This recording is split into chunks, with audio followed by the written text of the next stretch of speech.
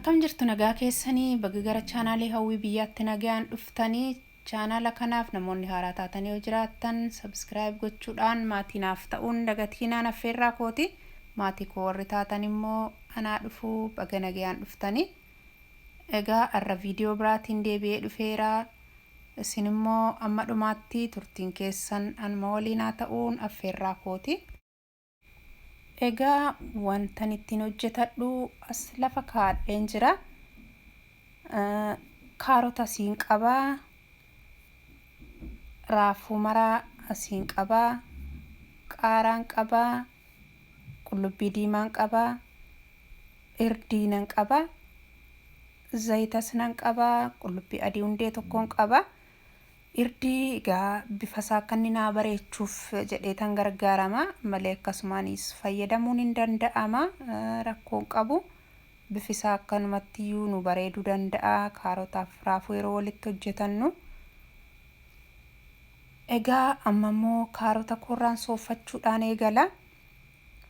Irraa soofeen qopheeffadhaa kaarota kanarra soofee qopheeffadheentini irraa fagadhaa yookiin deebisee nan sooffadha kanarratti haphiseen haphattee mummuramti waan ta'eefi raafuun hojjetadhu sana waliin akka inni wal naasimutti haphisee mummuradha akka kanatti qopheeffadheera. Egaa amma immoo raafuu kanan qopheeffadhaa raafuu kana mureeni mummuradheen sirreeffadha akka hojjetachuuf naa ta'utti. Egaa allicaan hojjetadha waan ta'eefi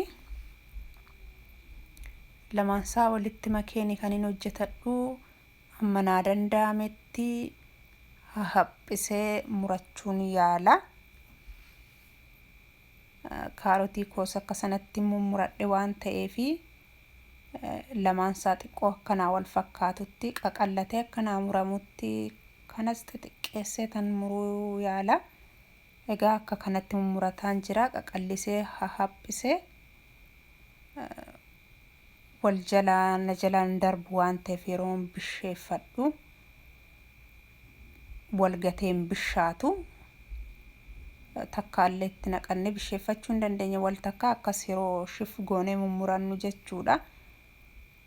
Kanaafan xixiqqeessee mummure malee seera hin qabu akka barbaannetti murachuu dandeenya gurguddisnees murachuu dandeenya xiqqeessinees sun fedha keenyadha. Wanti nu daangessu hin jiru ani gatiin barbaadeefin akka kanatti shifeessee muradhe malee sun rakkoo hin qabu jechuu kootii gurguddachuuf xixiqqaachuun. Egaa akka kanatti hundasaa immoo muree qopheeffadheera. Raafuus, kaarotiis, qullubbii diimaas, qaaraas mummuree hunda isaanii qullubbii adiillee qopheeffadhe akka kanatti lafa kaadheen jira amma. Egaa hojjetachuutti hin deema. Distii koo abiddarra kaadhee shunkurtiitti naqadheen jira. Egaa amma kanaa booda shunkurtii koon bisheeffadhaa. Taansee egaa shunkurtii koo bisheeffachuuttan fufaa amma shunkurtii koo akka kanatti bisheeffadhaa eeggadhee bishaachuutti jira shunkurtiin koo amma nan sochoofadhaa zayitiitti naqadheera zayitiitti dabaladheera amma zayitiif shunkurtii koo walumatti bisheeffadhaa. Egaa akkasumatti qullubbii adiis itti dabaladheera qullubbii adiin qopheeffadhee itti dabaladheen jira walitti sochoofadha irdiis ittiin dabaladha. Amma kanaa booda raafuutti naqachuu nan danda'a waan ta'eef kana xiqqoo ishee sochooseeni kanaan booda raafuu koon gaditti naqadha.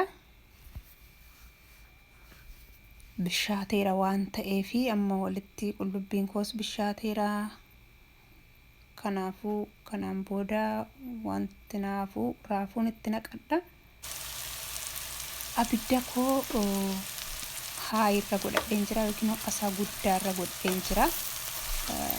Bishaan kanatti naqadhaa. Maaliifi raafuu kana yeroon itti naqu akka inni bishaan of jalatti hin kuufannee fi abiddi isaa baay'ee ho'aa yoo ta'e akka inni bishaan hin kuufannee na gargaara waan ta'eef ho'asaa guddaarraan godhadhee jira. Yeroo illee fudhatu bishaachuun isaas hin turu. Maaliifi haphatees gatii muramee fi amma akka kana ta'ee jira. Mushushatti takkaamatti badaa hin turu. Yeroo muraasa gidduutti hojjetannee deebi'uu dandeenya. Yeroo nu jalaa hin fudhatu. Amma kanatti aansachuudhaani qaysirii ittaansuudhaani kaarotii koon itti naqadha. Bishaataa jira waan ta'eef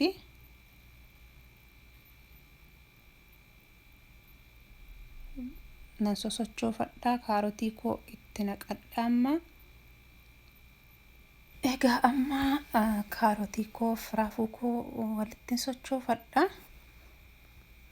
Dafee bishaataa yeroon fudhatullee mummureensa baay'ee haphaa waan ta'eef baay'ee qaqalloo waan ta'eef lammaffaa immoo ho'asaas guddaarra waan hin godhee jiruuf sunillee dafee bishaachuufis hin gargaara. Nan sosochoofadha. Amma akka inni na jalaan gubannellee ho'asaa guddaarra godhee gatiin jiruuf ashaboon itti dabaladha.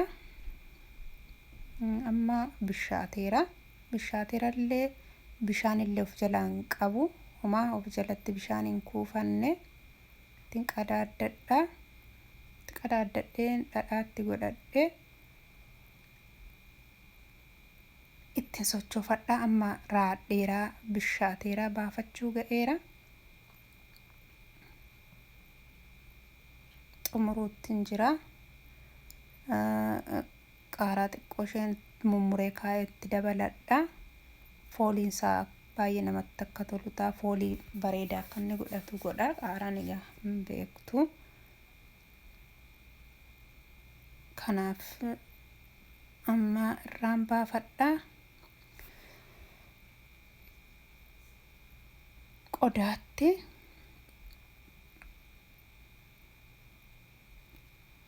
kana fakkaata. Akkuma isin agartan kana bifuma isaafin qaaraa kan akkasitti irra kaa'a. Nan jaalladha. Kanaafin akkana godha. Egaa viidiyoon kun yoo isinitti tolee jiraate like, share, subscribe gochuun dagatiina. Turtii amma ammaatti na waliin turtaniif immoo hedduu galatoomaan isiniin jedha. Torban kun torban nagaa isiniif haa ta'u.